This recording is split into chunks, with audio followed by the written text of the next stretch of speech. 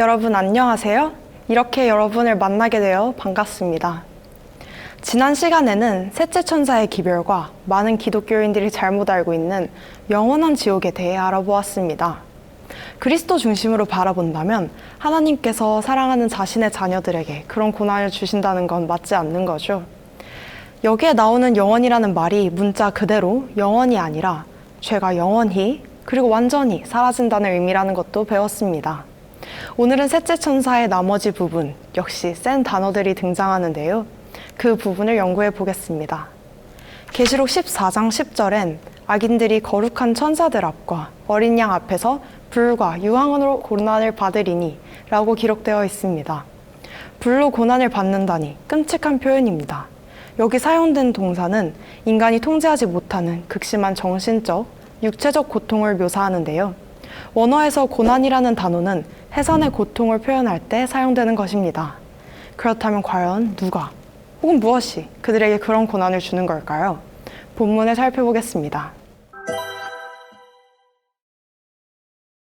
여기 묘사된 장면은 악인들이 예수님과 천사를 앞에서 극심한 고통을 당하는 모습입니다.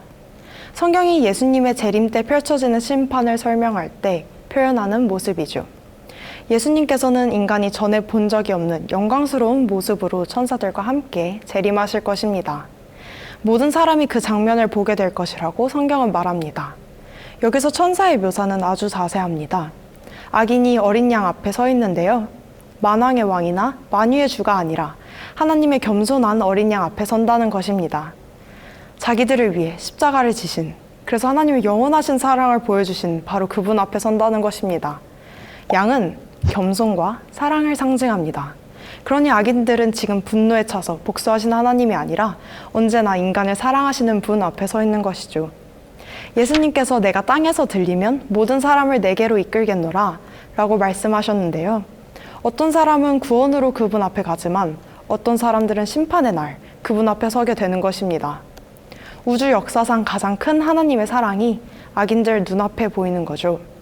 그들이 예수님을 올려다볼 때 하나님은 진짜로 사랑과 진리의 하나님이셨구나는 사실을 깨닫게 될 것이고 동시에 사단의 거짓말이 허구였다는 것을 알게 될 것입니다. 분노에 찬 하나님이 고문을 해서 그들이 괴로운 것이 아니라 그들을 진짜로 고통스럽게 하는 건 하나님의 온전하신 사랑을 그제서야 깨달았다는 것입니다.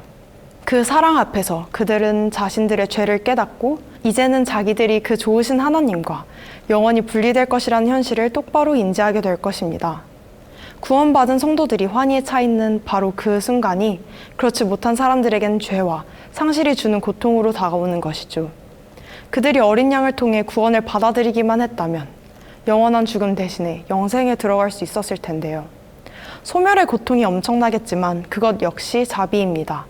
악한 본성을 여전히 지닌 그들이 하나님을 경배하며 그 율법을 영원히 준수해야 한다면 그것도 일종의 고문 아닐까요? 그들은 거기서 소멸됩니다. 영원한 지옥불에서 두고두고 고문당하는 것이 아니라 단번에 소멸되는 게 자비입니다. 마지막 심판장에서 우주 거민들 앞에 놓여지게 될 부인 못할 증거는 십자가에서 보여주신 그분의 자기 희생적 사랑입니다. 재판이 공정하다는 증거는 이미 충분합니다. 예수님의 희생 앞에선 악한 존재들이라고 해도 하나님은 정말 의로우셨다고 고백하게 될 것입니다. 그들을 구원하시고자 계속해서 호소하신 그분의 초청을 그들이 끝까지 무시했으니 이제는 죽음의 초청에 들어가야 되겠죠. 요한은 이 장면에서 모든 피조물들이 이렇게 외친다고 썼습니다. 보좌에 앉으신 이와 어린 양에게 찬송과 존귀와 영광과 권능을 세세토록 돌릴지어다. 전 우주가 예수 그리스도께서 왕이시고 그분의 십자가 희생으로 온 우주가 영원히 하나 되었다는 것을 인정할 것입니다. 이후 최종적으로 하늘과 땅이 죄로부터 정결하게 될 것이고 새로운 세상이 창조될 것입니다. 한 발 물러서서 전체적인 관점으로 모든 걸 바라보면 선악간의 대쟁투의 중심에는 하나님의 사랑이 놓여있다는 것이 보입니다. 죄가 있기 전 세상은 하나님의 사랑으로 온전한 조화를 누렸습니다.